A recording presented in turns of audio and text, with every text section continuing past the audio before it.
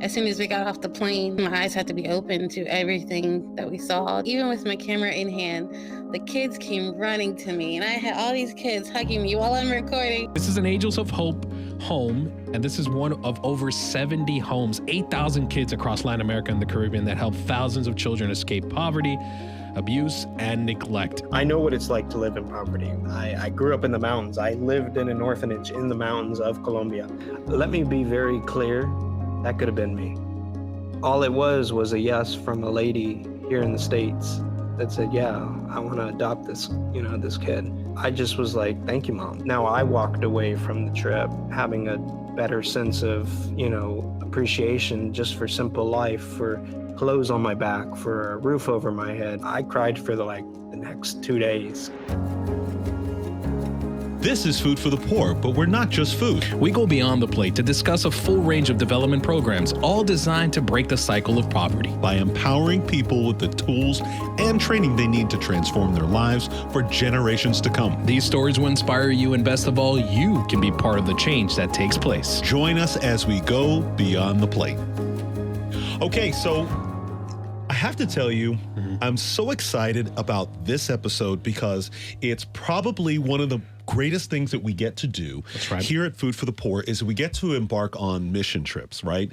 And these mission trips are not alone where we just kind of go down and we see the needs and we see the families, but we get to share those experiences. And I recently embarked this year on a mission trip where you have to imagine, Danny, listen to this. Put me there.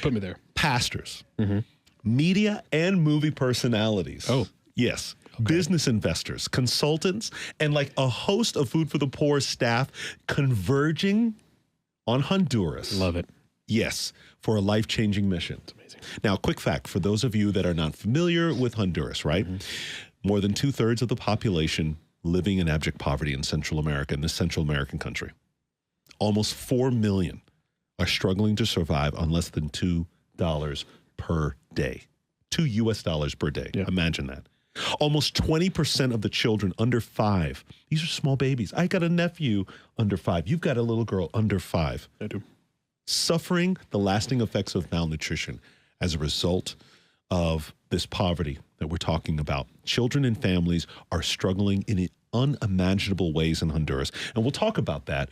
But this trip centered around the host of Come Home with Jen Mallan, Pastor Jen Mallan, part of CTN Network, Christian Television Network. Yeah. And the program I love because it highlights families and pursues God's great commission to save lives, both emotionally and spiritually.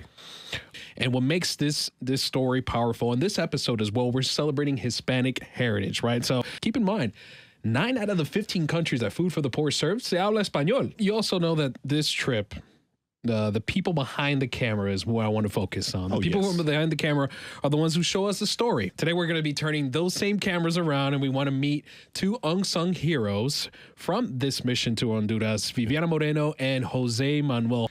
Welcome, Jose and Vivi. Hello. Thank you for having us. Yeah, it's quite the honor and pleasure to be on Beyond the Plate. This wasn't tourism, right? What was going on in your minds and your hearts as you were getting ready to embark on this major journey and this trip to see what you were going to see? As soon as we got off the plane, just my eyes had to be open to everything that we saw. I was just record. That was all that was going through my head the whole time. Just catch everything and anything that we saw, just so we could tell the story later. Wow. We enjoy what we do, and it was one of I could speak for both of us, this is probably the highlight and honor of our lifetime to capture moments like what we did in Honduras. What was the very first thing that, as you're filming, as you're capturing, as you're viewing, and you're getting ready to do what you're doing behind the camera, that it just literally arrested your heart, Vivi? Yeah, the first thing that comes to my mind is at the Sparrow School. I had my camera ready to roll. And Pastor Jen was so concerned that I wasn't going to get to love on the kids or give hugs because I was recording. But as soon as we stepped onto property, even with my camera in hand, the kids came running to me, and I had all these kids hugging me while I'm recording. And I'm just like, oh my gosh, these kids are just so loving. They don't care what's in my hand or that I'm trying to film. They're loving on me. And I'm like, no, we're here to love on you. And they're loving on us. Do you guys remember El Hogar Manuel? Does that still ring a bell? Does it still ring a bell in your heart? Okay. This is an Angels of Hope home, and this is where children are raised with a better life than the one that they've had in abject poverty. And a quick fact I want to share with you guys, the attendance rate there is at a 90%. And why? Because kids are safe, they're fed and loved. And this is one of over 70 homes, 8,000 kids across Latin America and the Caribbean that help thousands of children escape poverty, abuse, and neglect. And you saw these kids who have escaped life in impoverished conditions and now are thriving. They're smiling, enjoying their childhood. But one specific moment you guys mentioned to us before, which was the coffee shop and the bakery. So tell us about that coffee shop. Tell us about that bakery that doubled as a learning center. And I want to go to you, Viviana, first. Yeah, I love to bake, so that was kind of cool going into that, knowing that these kids have a place that they can learn how to bake and make a living for themselves is huge. That was one of the things I loved about Food for the Poor, is the sustainability aspect. Like, no matter where we went, there was something that the kids or the adults could tangibly learn and take with them as they grow up to make a living for themselves. Now, Jose, you remember when we were there and we went into the community center in the back, and there was that impromptu, like when Danny said, it's big. grateful. That fits a good 100 people. Exactly. In that thing. Yeah. Exactly. And so Danny, you used the word grateful. You remember when they put on this impromptu worship session, just praise and worship, just to welcome. We walk into this concert for us, if you will.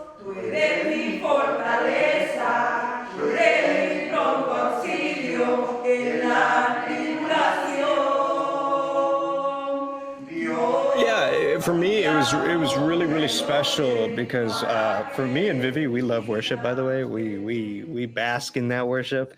So that would just brought a lot of joy to our heart. And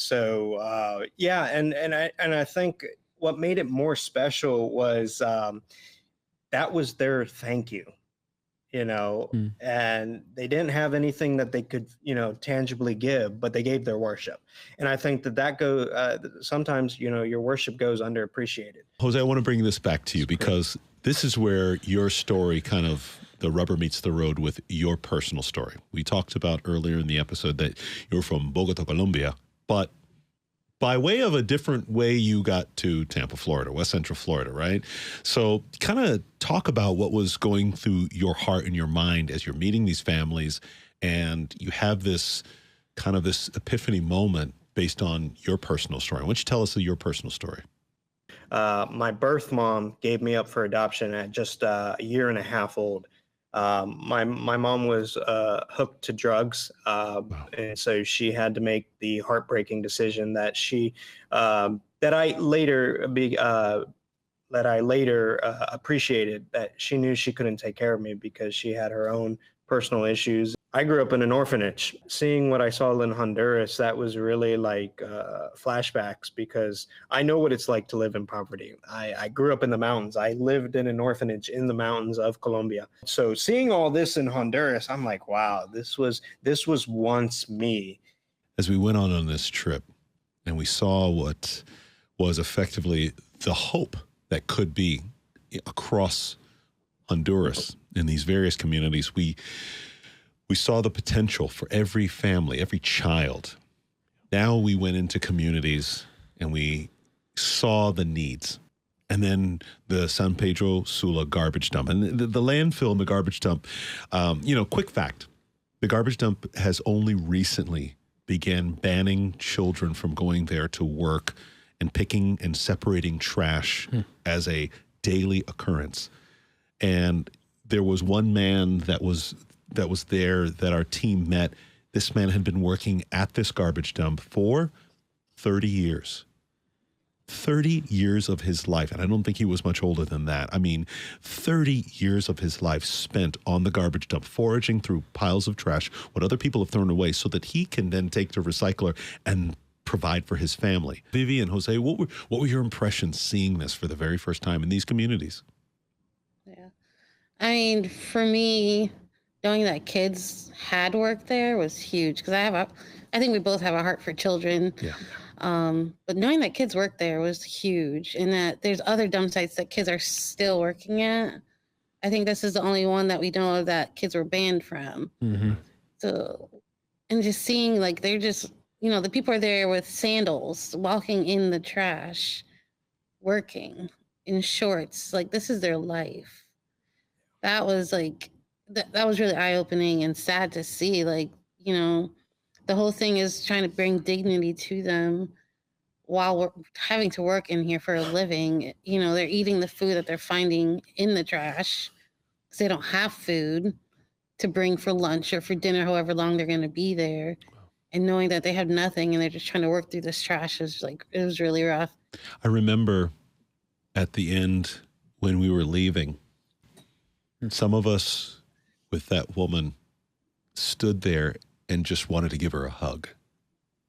Just to embrace her as a moment of connection for not just her, but for us as well.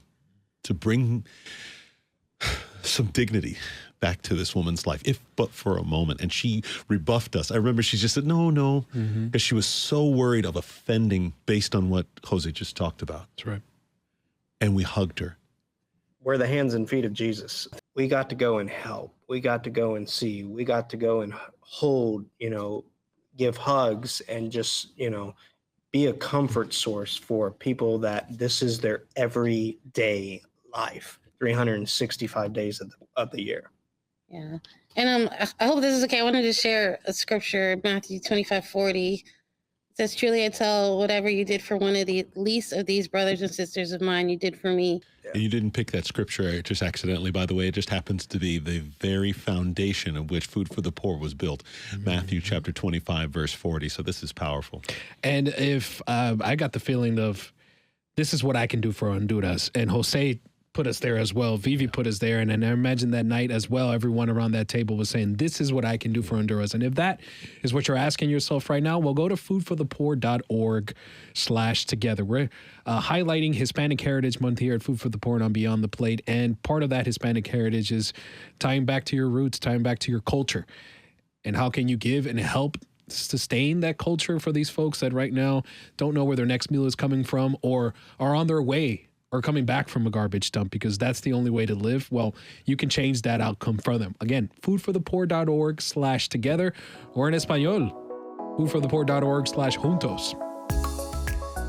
Picture this. You're crafting an amazing beer, but stepping into the non-alcoholic market feels impossible. Too expensive, too risky. Sound familiar? That's where Bear Brews comes in. They're your mobile partner for advanced de-alcoholization and pasteurization. No major investment, no hassle, just results. Their mobile tech lets you create non-alcoholic beer without losing that great flavor your fans love. Same great beer, a whole new market.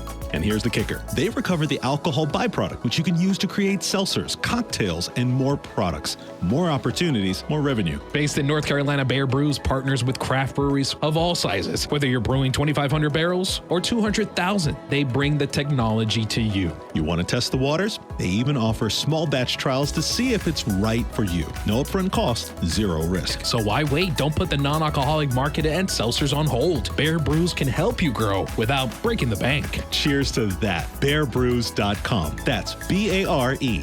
Brews.com.